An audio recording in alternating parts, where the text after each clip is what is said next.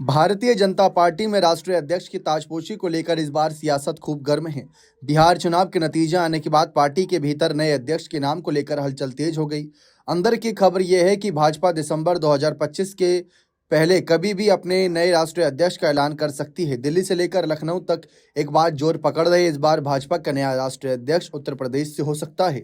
उत्तर प्रदेश से दो बड़े नाम लगातार चर्चा में, जिसमें मुख्यमंत्री केशव प्रसाद मौर्य और राज्यसभा सांसद व यूपी के पूर्व deputy CM doctor Dinesh Sharma. दोनों ही नेता संगठन में लंबे समय से सक्रिय हैं और दोनों की जाति समीकरण राजनीति को खास दिशा देने में सक्षम मानी जा रही है। अगर बीजेपी राष्ट्रीय अध्यक्ष यूपी से बनाती है तो ये चौथी बार होगा जब इस राज्य का कोई नेता भाजपा का मुखिया बनेगा। इस बीच चर्चा खूब हो रही है कि आखिर किस नाम पर मोहर लगाई जाएगी। सूत्रों का कहना है कि बीजेपी 2027 के विधानसभा चुनाव की तैयारी अभी से मजबूत करना चाहती है। यूपी भाजपा का सबसे बड़ा राजनीतिक गढ़ है और यहां से राष्ट्रीय अध्यक्ष बनने पर सीधे तौर पर संगठन की पकड़ और मजबूत हो जाती है।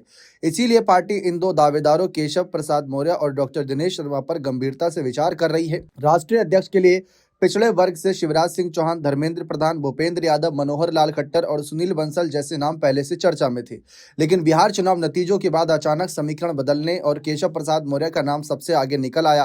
केशव प्रसाद मौर्य ओबीसी कुशवाहा जाति से हैं, वहीं उनके साथ ब्राह्मण समाज से आने वाले डॉक्टर दिनेश शर्मा का नाम भी तेजी से उभरा है। ये मुकाबला सीधे तौर पर भाजपा की जाति समीकरण रणनीति पर निर्भर दिख रहा है। ओबीसी बनाम ब्राह्मण, हालांकि बीजेपी का ज्यादा फोकस इन दिनों ओबीसी पर है। केशव प्रसाद मौर्य बीजेपी आरएसएस परिवार के बेहद पुराने कार्यकर्ताओं में से एक रहे। उनका राजनीतिक सफर बजरंग दल और आरएसएस से शुरू हुआ। वे वीप के दिग्गज चेहरे डॉक्टर अशोक सिंघल के बेहद करीबी माने जाते हैं। यही वजह है कि संगठन में उनका कद लगातार बढ़ गया।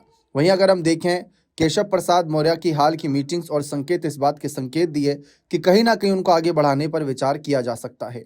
बंगाल विधानसभा चुनाव 2021 में सह प्रभारी थे। इन सभी संकेत, कई ऐसे संकेत समय समय पर मिले जिससे लगा कि हाँ, इनको आगे जिम्मेदारी मिलेगी। सिराथू सीट से हारने के बावजूद भी इन्हें उप मुख्यमंत्री बनाए, यानी बीजेपी इन पर भरोसा जता रही है। डॉक्टर दिनेश शर्मा एक ऐसा नाम है जिसके पास संगठन, सरकार और संसद में तीनों में लगभग 3 दशक का अनुभव है। डॉक्टर शर्मा एक ब्राह्मण परिवार से आते हैं। उनके पिता केदारनाथ शर्मा आरएसएस और जनसंघ से जुड़े थे। उनका जन्म 12 जनवरी 1964 को लखनऊ में हुआ था।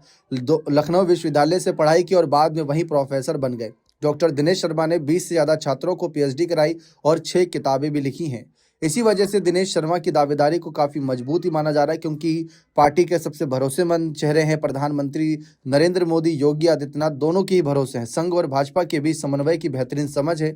अब फिलहाल किसको आगे बीजेपी बढ़ाती है देखना बेहद दिलचस्प रहेगा। बने रहें चैनल के साथ। बहुत बहुत शुक्रिया।